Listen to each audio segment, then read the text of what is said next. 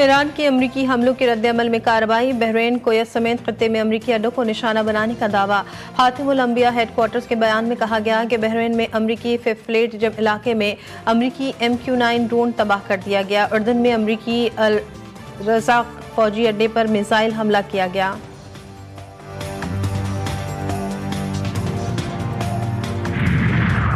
Apache ہیلی copter کے مار گرائے جانے کے بعد امریکہ کا ایران پر حملہ، جنوبی ایران کے متعدد علاقوں میں دھماکوں کی آوازیں، ہرمزگان، قشم اور بندر عباس کے اطراف کشیدگی میں اضافہ۔ امریکی سینٹکام کے مطابق کارروائی صدر ٹرمپ کی ہدایت پر کی گئی، ایرانی رڈار اور فضائی دفاعی نظام کو نشانہ بنایا گیا۔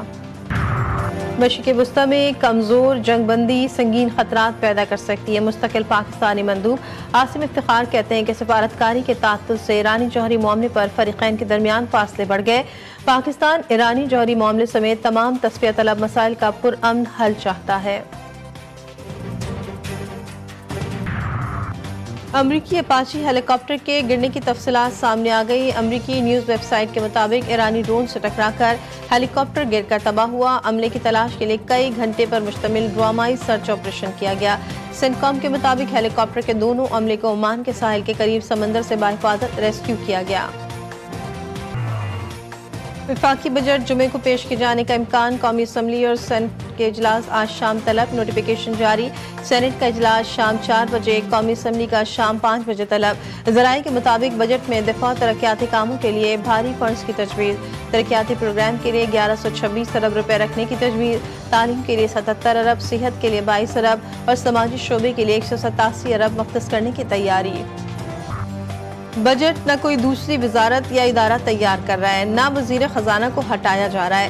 وزیر اطلاعات عطا طارق کی GTV نیوز کے پروگرام جی فور غریدہ میں گفتگو، کہا امید ہے بجٹ آئندہ 1 سے 2 روز میں پیش کر دیا جائے گا۔ بجٹ کی تیاری کے عمل میں اتحادی جماعتوں کی مشاورت ضروری ہوتی ہے۔ پیپلز پارٹی کے ساتھ معاملات خوش اسلوبی سے آگے بڑھ رہے ہیں۔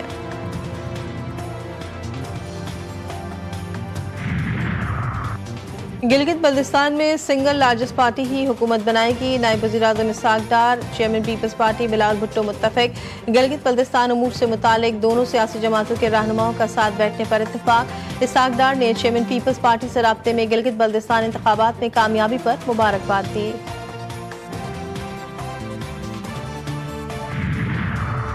پیپلز پارٹی کا مسلم لیگ نون کے بغیر گلگت بلتستان میں حکومت بنانے کا فیصلہ، پیپلز پارٹی کا ابتدائی مرحلے میں کسی سیاسی جماعت سے اتحاد نہ کرنے پر غور۔ ذرائع کے مطابق پیپلز پارٹی کا موقف ہے کہ ان کے نمبرز پورے ہیں، آزاد ارکان کو ساتھ شامل کریں گے۔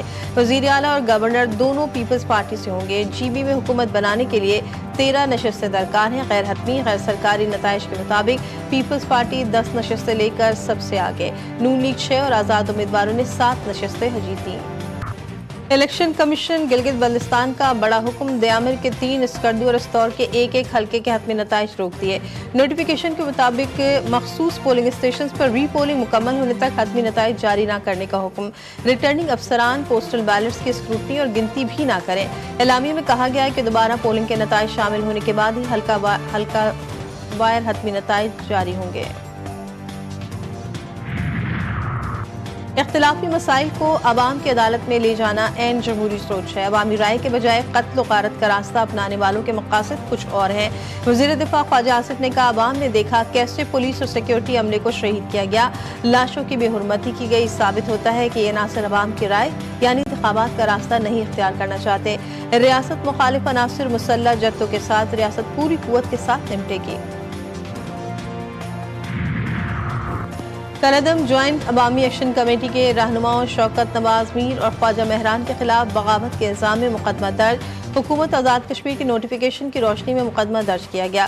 تحقیقات مکمل ہونے کے بعد چالان متعلقہ عدالت میں پیش کیا جائے گا۔ کالعدم عوامی ایکشن کمیٹی کے 4 مطلوب افراد کی گرفتاری میں مدد دینے والوں کے لیے انعام کا اعلان۔ حکومت آزاد کشمیر نے گرفتاری میں مدد فراہم کرنے والے شخص کے لیے 1 کروڑ روپے انعام مقرر کر دیا۔ مظفر آباد کے علاقے چہلہ میں قانون نافذ کرنے والے اداروں کی کارروائی، 5 مشتبہ افراد گرفتار، 1 ملزم کی نشاندہی پر اسلحے کا بڑا ذخیرہ بھی برآمد، خودکار ہتھیار، گرینیڈز، حساس تنصیبات کے نقشے اور دستاویزات بھی شامل۔ लेबनान के आर्मी चीफ की GHQ आमद, गार्ड ऑफ ऑनर पेश किया गया। फील्ड मार्शल आसिम मुनीर से मुलाकात, खित्ते की बदलती सूरत हाल, दिफाई ताउन और दो तरफा फौजी ताल्लुकात पर तबादला ख्याल। पाकिस्तान और लेबनान के दरमियान दिफाई ताउन बढ़ाने के इम्कानात पर गुफ्तगू। फील्ड मार्शल ने लेबनान से देरीना दोस्ताना ताल्लुकात की अहमियत उजागर की। कहा, पाकिस्तान आर्मी दिफाई ताउन के फरोग के लिए पुरअज़्म है। बहरीन नेशनल गार्ड्स के कमांडर जनरल शेख मोहम्मद बिन ईसा की GHQ आमद, फील्ड मार्शल से मुलाकात की। बामी दिलचस्पी के उमूर और खित्ते की सिक्योरिटी सूरत हाल पर तबादला ख्याल। बहरीनी नेशनल गार्ड के कमांडर की नेवल और एयर चीफ से भी मुलाकातें। बलूचिस्तान में सिक्योरिटी फोर्सेस का कामयाब ऑपरेशन, फितना अल-खवारिज के 14 दहशतगर्द मारे गए। फितना अल-खवारिज के दहशतगर्दों का पुलिस स्टेशन और बैंकों पर हमले का मंसूबा था। फायरिंग के तबादले में मुतादिद दहशतगर्द जख्मी हुए। कार्रवाई के दौरान दहशतगर्दों की 4 गाड़ियां और देसी साख्ता बम मौके पर तबाह। ISPR के मुताबिक फायरिंग के शदीद तबादले में लांस हवलदार मोहम्मद अब्बास शहीद।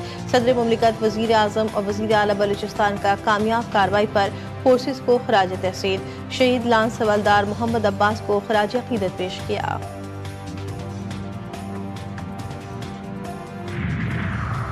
कोकेन क्वीन अनमोल और पिंकी केस में CTD सिंध का बड़ा एक्शन। मंशियात फरोश नेटवर्क से रवाबित पर CTD के ASI कफील अहमद और एहलकार मोहम्मद अली कुरैशी को मुलाजमत से फारिग कर दिया गया। इंक्वायरी रिपोर्ट की कॉपियां GTV न्यूज़ ने हासिल कर ली।